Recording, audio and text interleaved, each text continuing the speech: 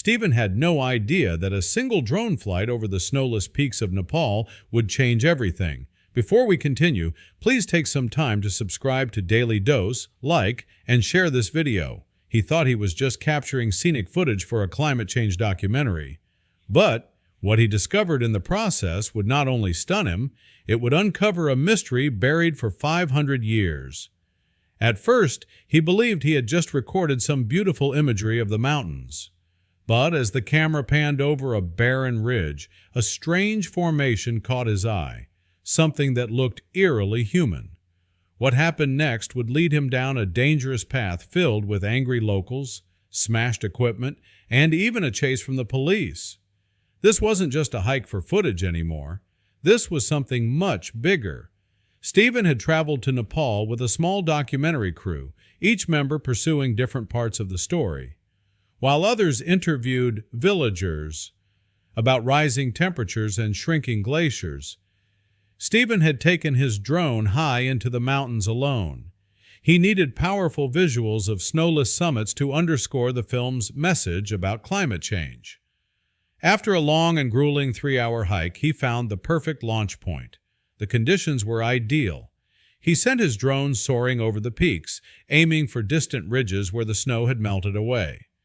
The footage streamed smoothly back to his remote screen. He didn't pay close attention at first. He was just scanning the terrain, locking in good shots. But one particular formation caught his attention. From above, the contours of a nearby mountain range formed the unmistakable image of a sleeping woman. Head, torso, and flowing hair carved by nature itself into the rock. At first, Stephen thought it was a trick of the light, or maybe snow patterns playing with perspective. But when he flew closer, the outline only became more precise. What shocked him even more was that he'd never seen it before, not in travel blogs, not in research papers, not even in native lore. How could something so incredible have gone unnoticed for so long?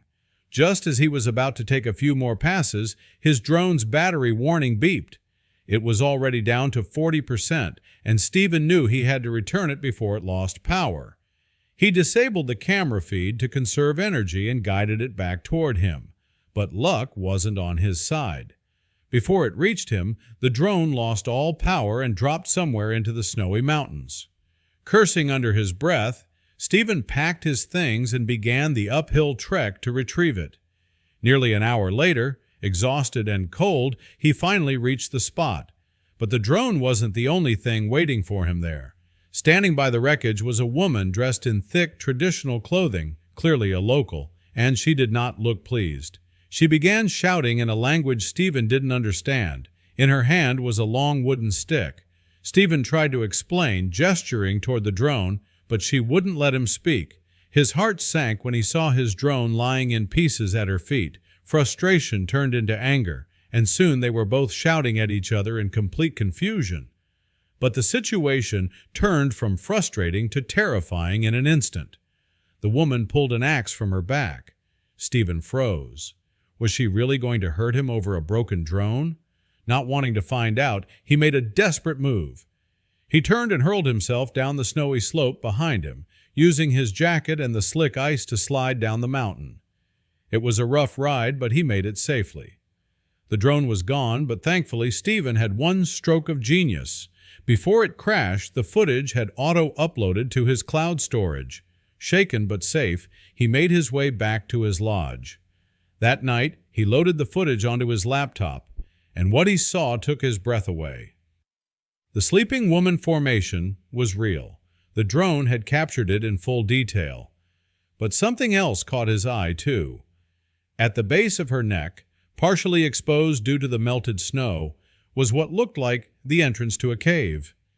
Then things got worse. The next morning, loud banging on his door woke him. Through the peephole, Stephen saw several uniformed police officers waiting outside, and they did not look friendly. One had his hand on his weapon.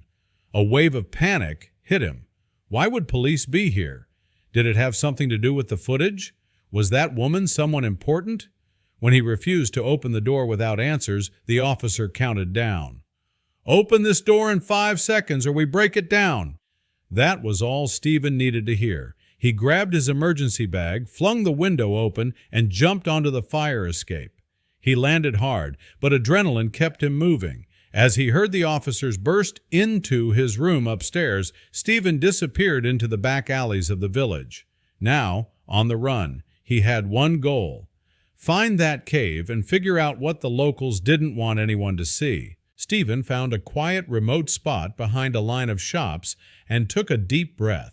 His heart was pounding and his hands were still shaking. Pulling out his phone, he rewatched the drone footage in full. There was no mistaking it now. The outline of the mountain woman was real, and the cave was clearly visible near her collarbone, a detail he had somehow missed during the initial flight. A legend began to resurface in his memory, something he had read in an old travel book. It told of a hidden cave in the Nepalese mountains, long thought to be mythical, where ancient monks had hidden something sacred or dangerous. The pieces were coming together: the secrecy, the anger, the police.